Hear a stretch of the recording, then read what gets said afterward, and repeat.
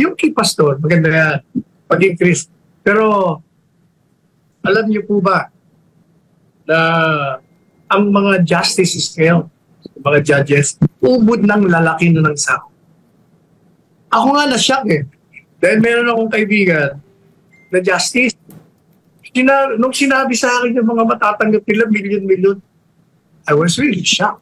Aba, sabi ko talaga naman palang grabe na ang tira sa mga sakot ninyo.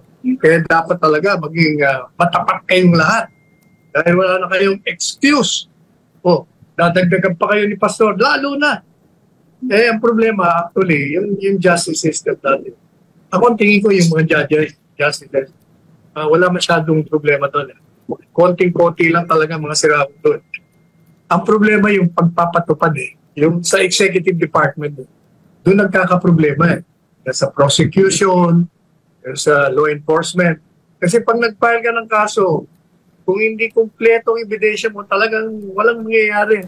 Kaya yung mga judges din, wala rin mangyayari kundi i-dismiss ang kaso. O yan. Siguro, ang suggestion kay Pastor Kibuloy, magsulong siya ng isang batas.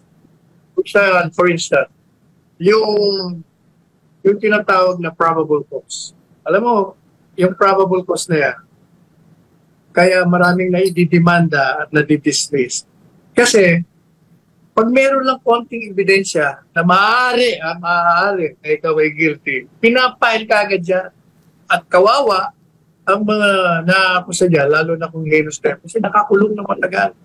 But eventually, na-absuelto. Kaya dapat, hindi, baguhin na nila yung magiging basis ng pagdemanda. Kailangan, pag magdidemanda, siguraduhin mo, sa batas, ilagay na sa batas, hindi na yung probable cause na maaaring nagkamit. Kung hindi, ebidensya na talagang magkakaroon ka ng pundasyon upang magkaroon ng desisyon ng conviction.